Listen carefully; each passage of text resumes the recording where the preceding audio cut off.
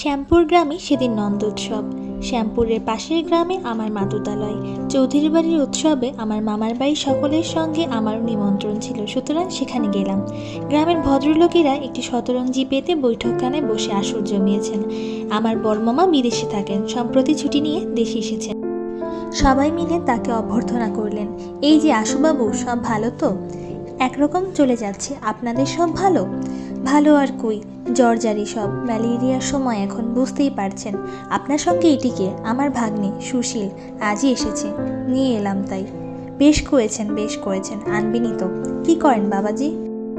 এখানে আমি মামাকে চোখ টিপবার সুবিধা না পেয়ে তার কনিষ্ঠাঙ্গুলি টিপে দিলাম। মামা বললেন, আপিসে চাকরি করে কলকাতায়। বেশ বেশ, এসো বাবাজি, বসো এসে দিকে। মামার আঙুল টিপবার কারণটা বলি। আমি কলকাতার বিখ্যাত প্রাইভেট ডিটেকটিভ নিবারণ সোমের অধীনে শিক্ষানবিশি করি। কথাটা প্রকাশ করিবার ইচ্ছা ছিল না আমার।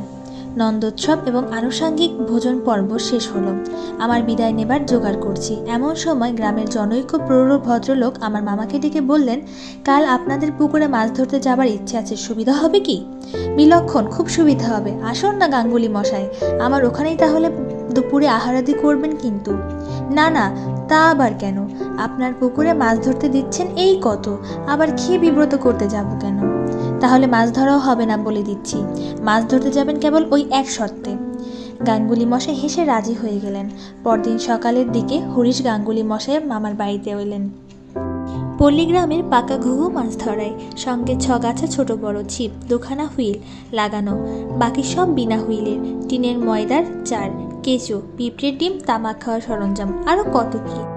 মামাকে হেসে বললেন, এলাম বড়বাবু আপনাকে বিরক্ত করতে। একটা লোক দিয়ে গোটা কত কঞ্চি কাটিয়ে যদি দেন, কেঁচোর চাল লাগাতে হবে। মামা জিজ্ঞেস করলেন, এখন বসবেন না ও বেলা? গাঙ্গুলি মশাই উত্তর দিলেন, না, এবেলা বসা হবে না, মাছ চারে লাগাতে 2 ঘন্টা দেরি হবে, ততক্ষণ খাওয়া দাওয়া সেরে নেওয়া যায়।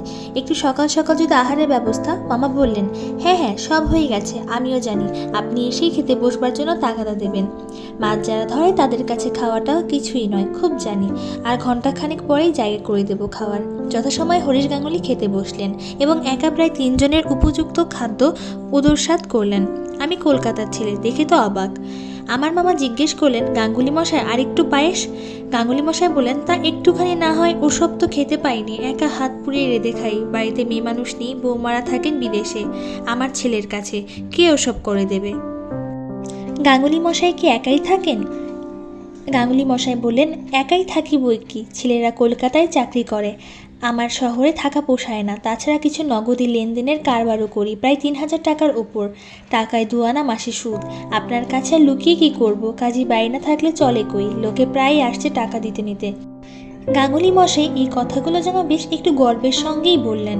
আমি পল্লীগ্রাম সম্বন্ধে তত অভিজ্ঞ না হলেও আমার মনে কেমন একটা অস্বস্তির ভাব দেখা দিল। টাকা কড়ির কথা এইভাবে লোকজনের কাছে বলে লাভ কি? বলা নিরাপদ নয়। শোভনতা ও রুচির কথা যদি বাদই দিই। গাঙ্গুলি মশাইকে আমার বেশ লাগলো। মাছ ধরতে ধরতে তিনি আমার সঙ্গে অনেক গল্প করলেন। থাকেন তিনি খুব সামান্যভাবে, কোনো আড়ম্বর নেই, খাওয়া দাওয়া বিষয়ে কোনো ঝঞ্ঝাট নেই তার। এ ধরনের অনেক কথাই হলো। মাছ তিনি ধরলেন বড় বড় 2, ছোট গোটা 4-5। আমার মামাকে অর্ধেকগুলি দিতে চাইলেন, মামা নিতে চাইলেন না। বললেন, কেন গাঙ্গুলি মশাই, পুকুরে মাছ ধরতে এসেছেন, তার খাজনা নাকি? গাঙ্গুলি মশাই জিভ কেটে বললেন, তাই বলে কি বলছি, রাখুন অন্তত গোটা 2। মামা বললেন, না গাঙ্গুলি মশাই, মাপ করবেন, তা নিতে পারবো না, ও নেওয়ার নিয়ম নেই আমাদের। অগত্যা গাঙ্গুলি মশাই চলে গেলেন। আমায় বলে গেলেন, তুমি বাবাজি একদিন আমার ওখানে যেও একটা ছুটিতে, তোমার সঙ্গে আলাপ করে বড় আনন্দ হলো আজ। কে জানতো তার বাড়িতে আমাকে অল্প দিনের মধ্যেই যেতে হবে, তবে সম্পূর্ণ অন্য কারণে, অন্য উদ্দেশ্যে, গাঙ্গুলি মশাইয়ের সঙ্গে খোশ গল্প করবার জন্য নয়।